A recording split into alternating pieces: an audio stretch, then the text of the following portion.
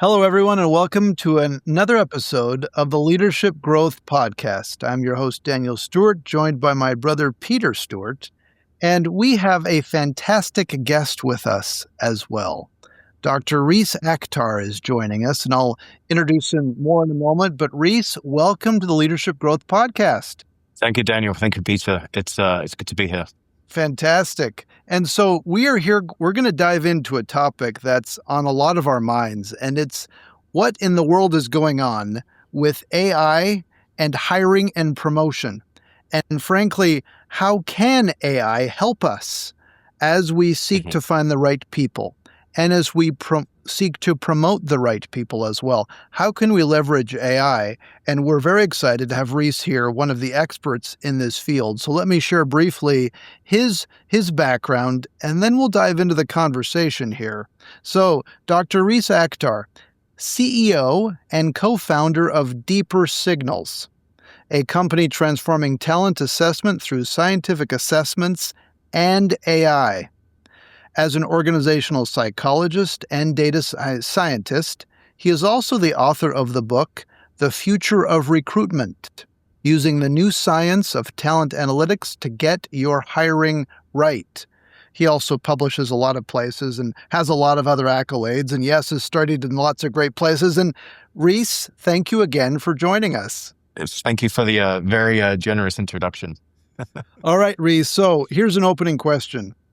Give us a kind of a current state of things with AI and hiring specifically. There's a lot of things that are being experimented with and tried with and wanting to understand better. Give us a lay of the land. What is currently going on with AI and hiring? The first thing that comes to mind is that quote, "The future's here, it's just not normally distributed." And so there is probably a lot more talk about using AI in your talent strategy than what organizations are actually doing.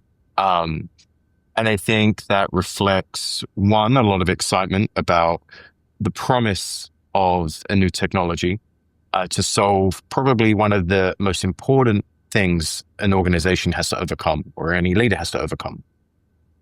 Me and my colleagues, we like to say all organizations have problems. Most of those problems are people problems. And so if you can staff your organization, your leaders, your teams with the right people, everything else can be managed and sorted. So really, what is the promise of AI in the hiring or talent strategy space? The problem is finding good people that are talented, people that have the ability to get the job done to a high standard and to be reliable and dependable is extremely hard. For anyone that has had to lead or conduct kind of hiring for their organization will know that it can feel oftentimes like a 50-50 kind of chance whether you're going to get it right. What we do as IO psychologists over the last, 50 or so years has been trying to move those odds from 50-50 to more like 80-20. And the promise of AI is that we're going to get to that 80-20 split or those 80-20 chances much sooner, much faster, and a much more affordable price point from a time, money, and resource perspective.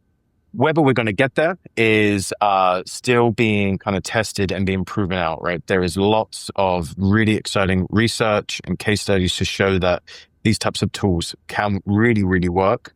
But it's not a silver bullet. To use AI or machine learning in your hiring decisions, you need a couple of key ingredients. The first is you need to actually know what to look for. And this is the biggest kind of tripping point for most organizations. They have loosely defined kind of frameworks or perspectives of their competencies or even how they are thinking about talent potential. Oftentimes it's potential for what? What are you actually expecting or looking for within a role?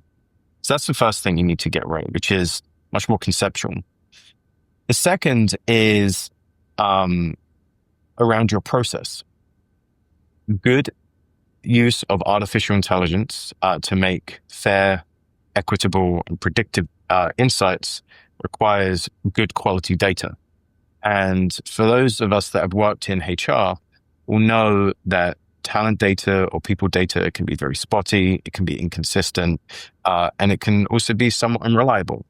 And so if you're trying to train an AI algorithm or machine learning algorithm to improve your decision making, you have to make sure that it has high quality inputs to get good output. And the third part of it is, I would say, more cultural or kind of more self-reflective. There is suspicion of, or fear, let's say, of using technology and AI to improve or to make our hiring decisions for us. And understandably so. There are many cases where AI is perpetuating bias and unfairness. I think you only have to open up Google to kind of see the latest case of that happening.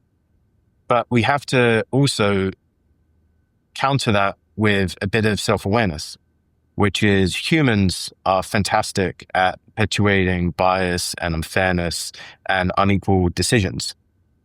And so really the premise of AI in that case is for us to just accept that we're pretty bad judges of talent and that we are prone to over-exaggerating our ability to do so, leading to bias, and actually start to trust AI as an additional tool to help counter that bias. It's not about kind of handing away our decision-making rights. It's about using AI as a tool, emphasis on a tool, to help us become smarter humans, not the other way around. So just to recap, it's about 1, having a good framework to know what you're looking for. 2, it's about making sure you've got the right data to train the AI algorithm.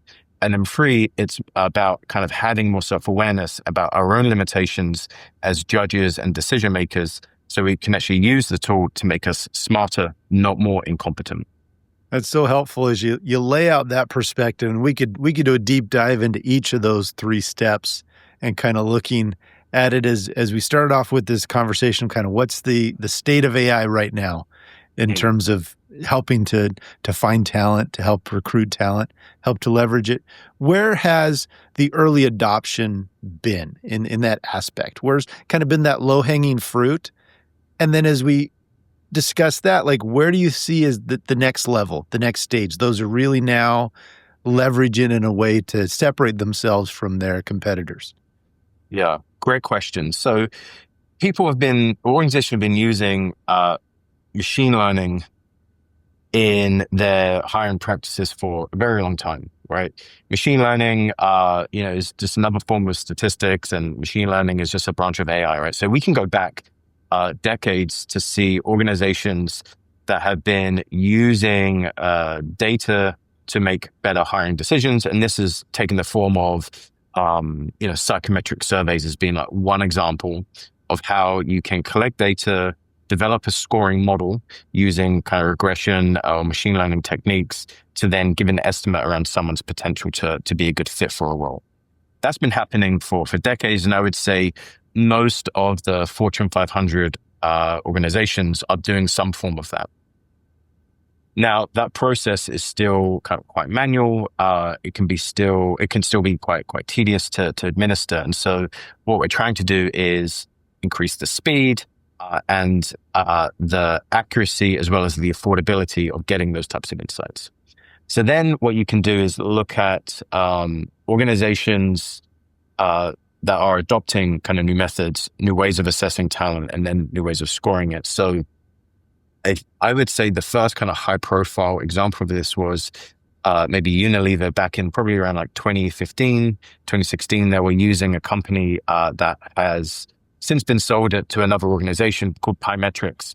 And they were using kind of these short games to kind of measure different cognitive abilities. And there was machine learning algorithms underneath that to improve or to get a sense around someone's cognitive ability.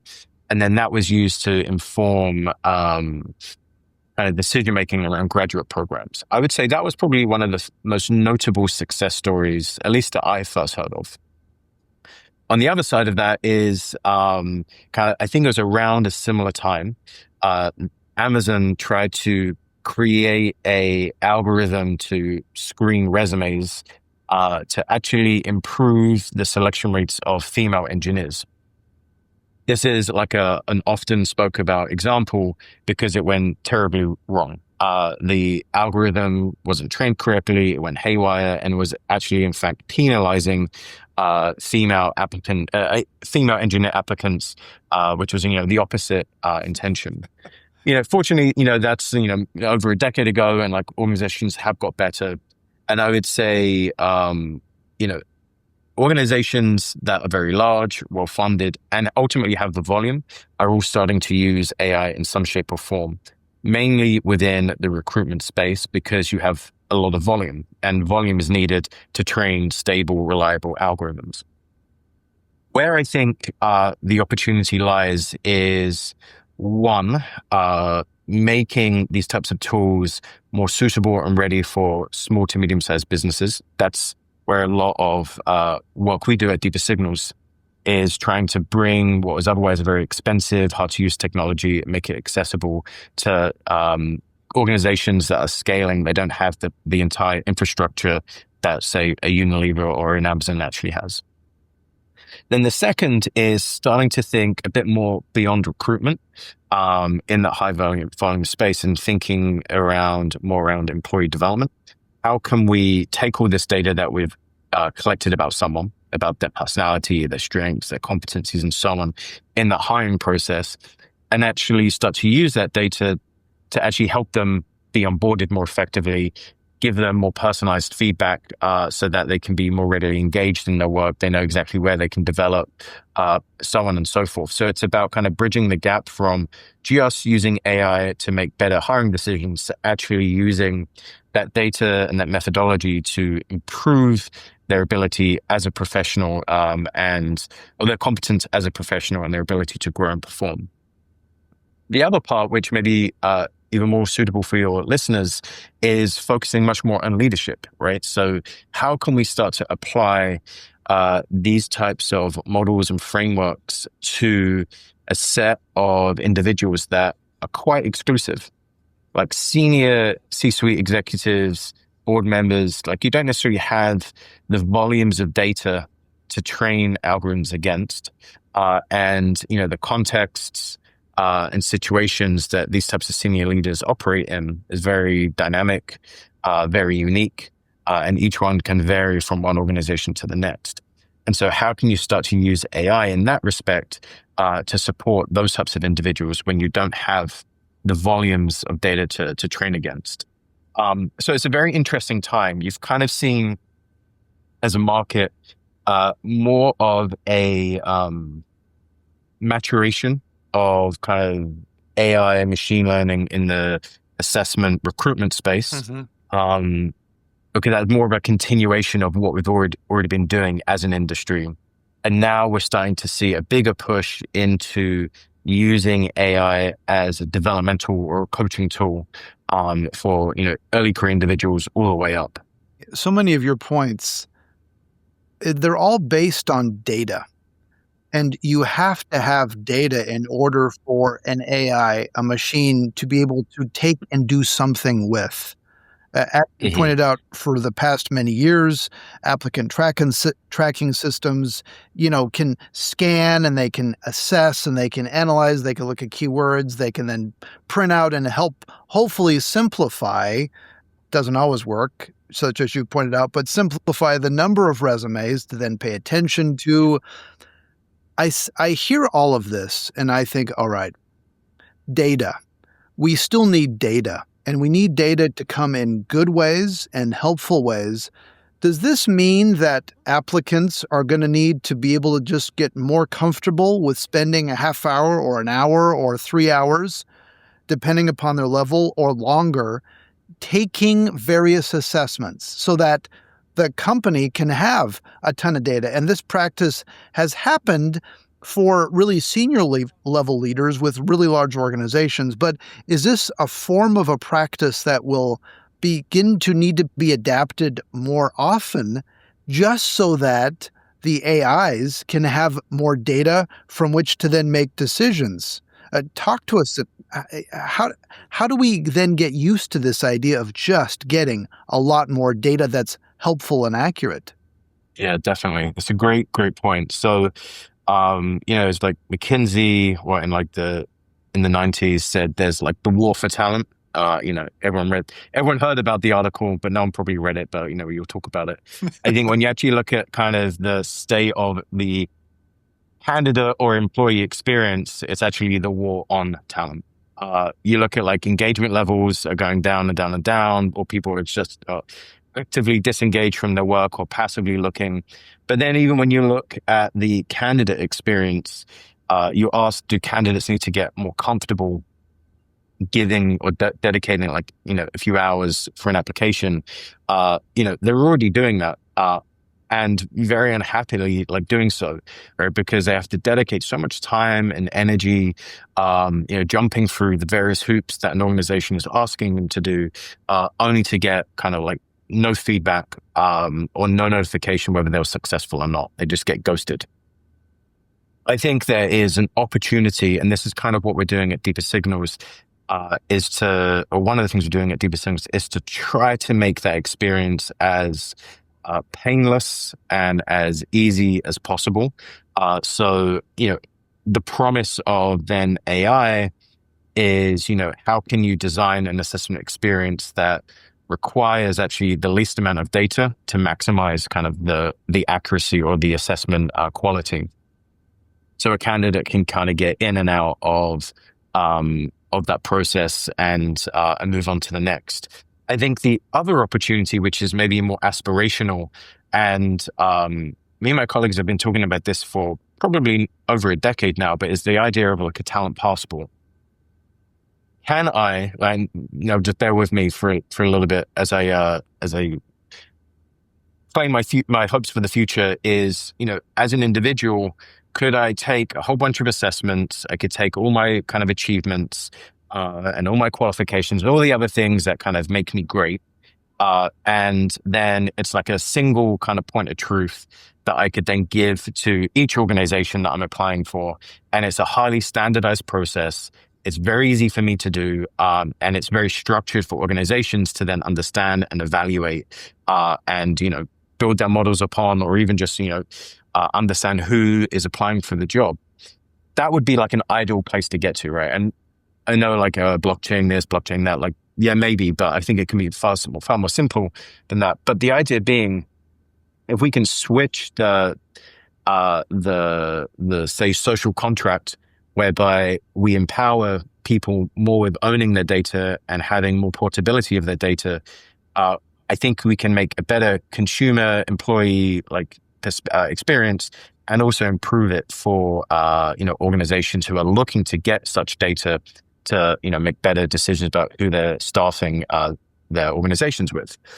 So this is more of a kind of a cultural, societal conversation we need to have, which is around kind of who owns our data, how easy it is to kind of bring it from place to place, and then how is that data then being used after the fact. So there's all sorts of things like the idea of a data cooperative, or like a talent passport. There are these concepts out there. People are talking about it. One day, I hope we get there. But I think there's still a bit of work to be done before that can happen. Yeah, you're going down that path that my mind was going down.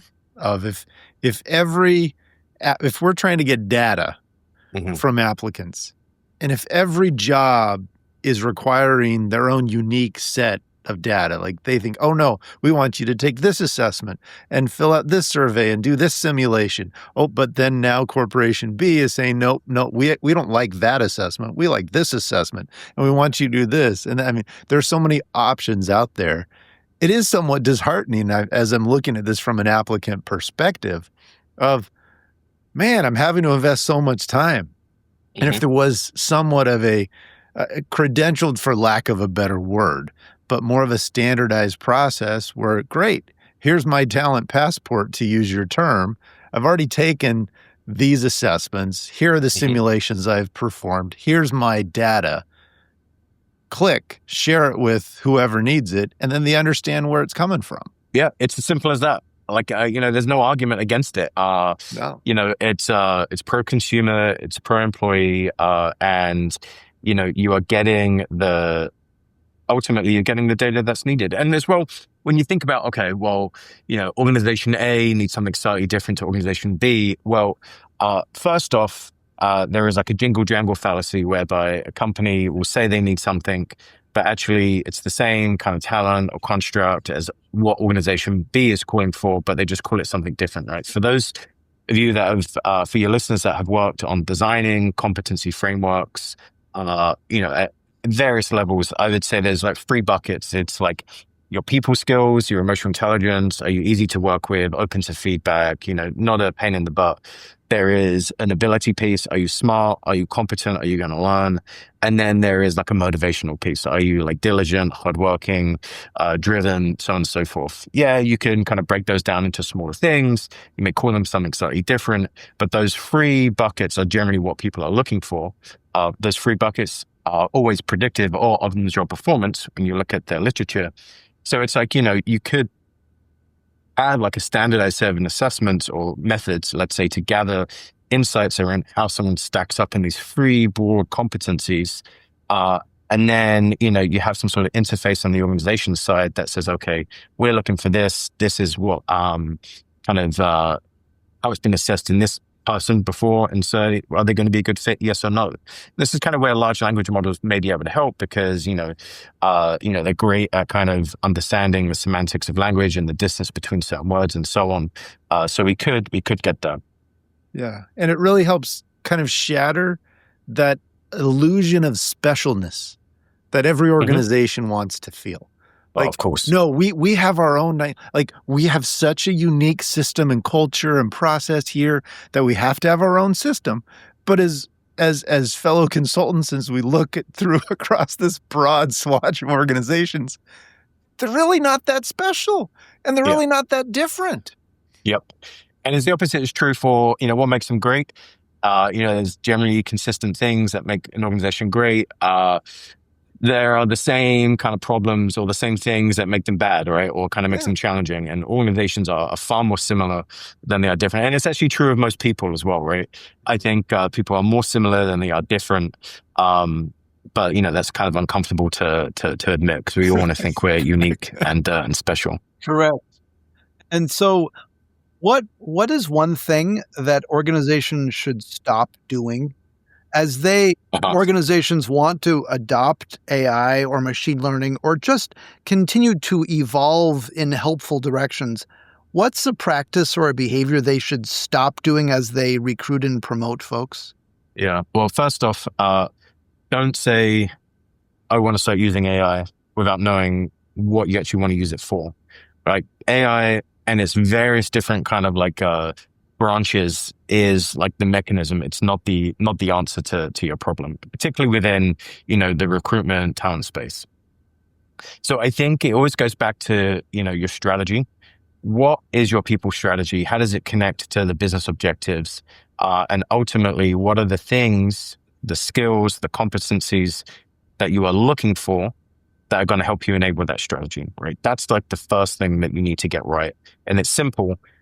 And, your listeners may think, go figure, but you'll be surprised. Like, so many people we talk to are like, they've read about it in The Economist, or they're hearing about it on podcasts. It's like, how can we use AI? And, you just sprinkle it over the top of everything you're doing, and it's going to make life great. That's not going to work. So the first is, please spend the time having a strong sense of your people strategy and what you're looking for. And then I think it goes back to what I said earlier. It's about having that process. Are you collecting the right inputs to feed whatever algorithm you're using or training? Or if you are buying an AI solution that's off the shelf, you need to get really crystal clear around how that algorithm works, what data points are being used to produce the outputs, and in particular, how is it trained? Was the algorithm trained on a whole bunch of students in, I don't know, North America, but you are an engineering firm in Europe, right? You'd be surprised, but that's how a lot of these things can work. In which case, how really valid or reliable are those predictions? So I think it's about kind of one, not reaching for off-the-shelf tools without knowing kind of where it's coming from and the data being used. Two, it's about having the right strategy. And then three, it's about laying the foundation to collect kind of the right inputs around your hiring decisions. So going beyond just resumes and even beyond like assessments per se, but having like really strong structured interviews. That is one of the most predictive things you can do to estimate someone's likelihood of being a high performer. It's about getting better at measuring performance. And having a more retrospective view around, okay, well, if we measure performance frequently and often against the right KPIs, what does that tell us about what we should look for?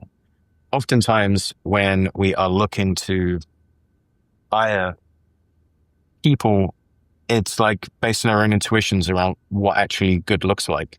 We should take a much more data-driven view and say, well, if we study all of our high performers, they have X, Y, Z attributes. Let's go look for that rather than the other way around.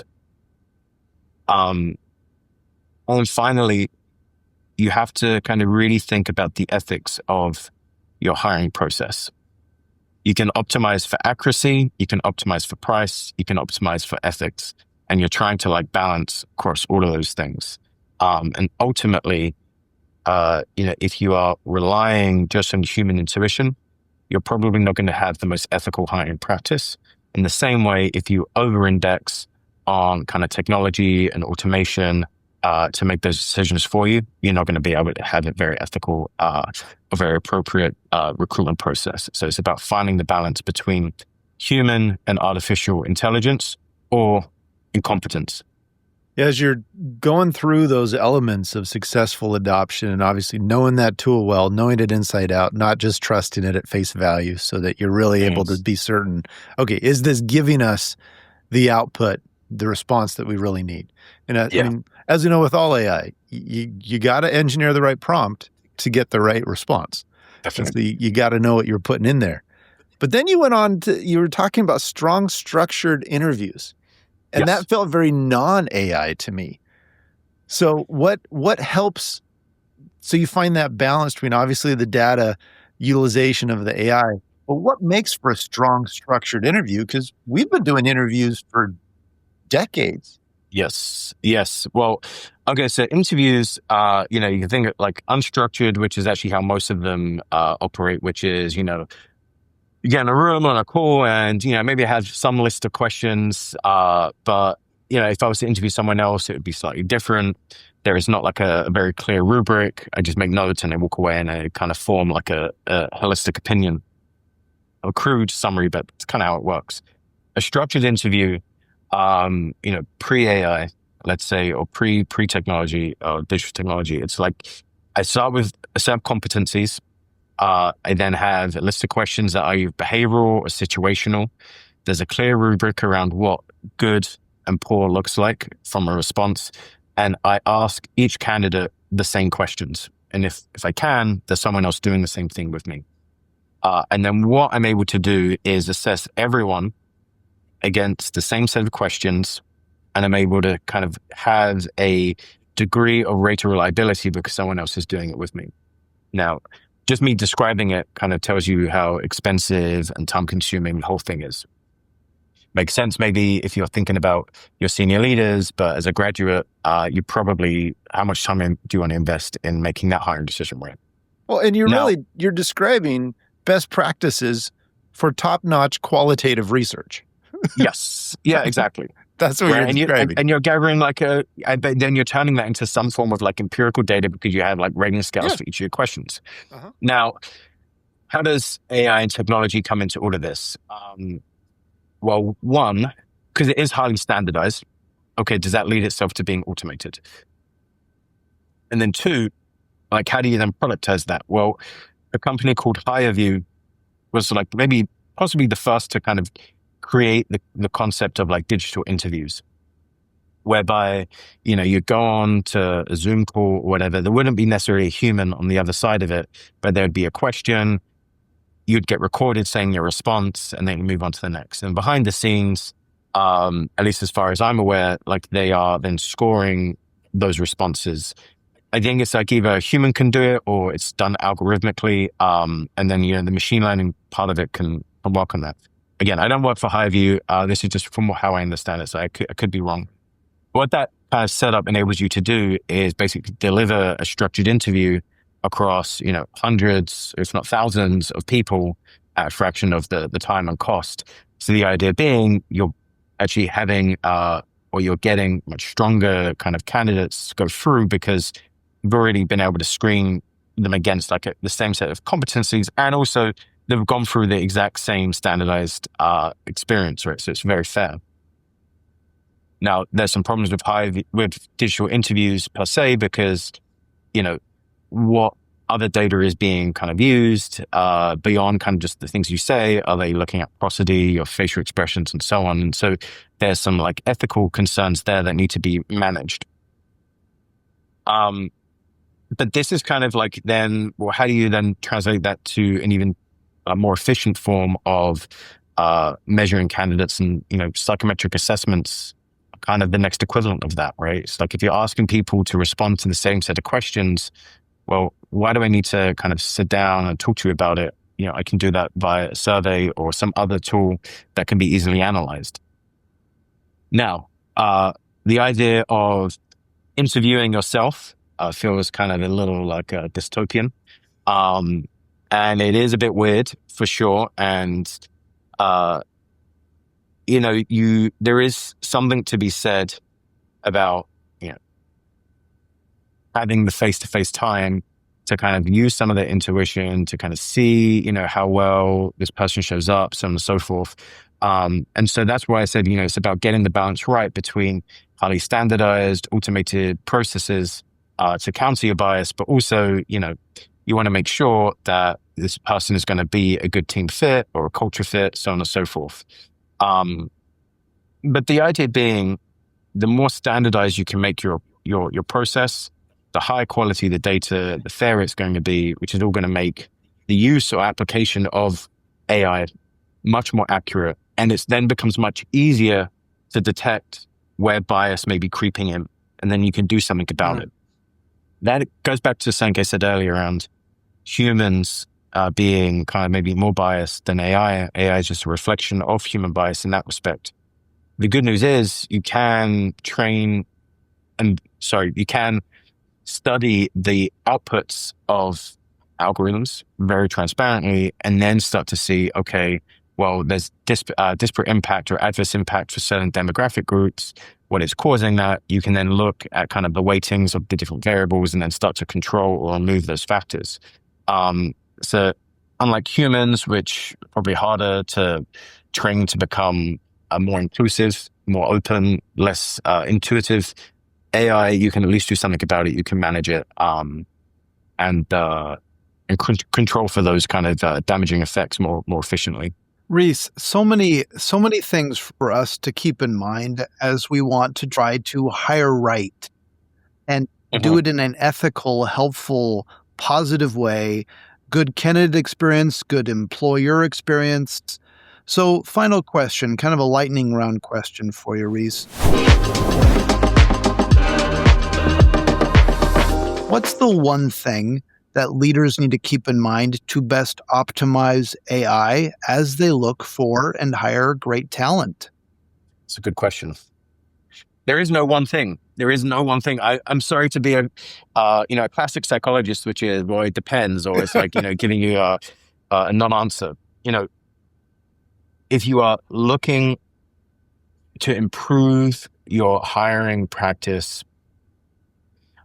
it's about, one, trusting the science, what actually predicts performance. And, I mentioned a little bit earlier what those attributes are.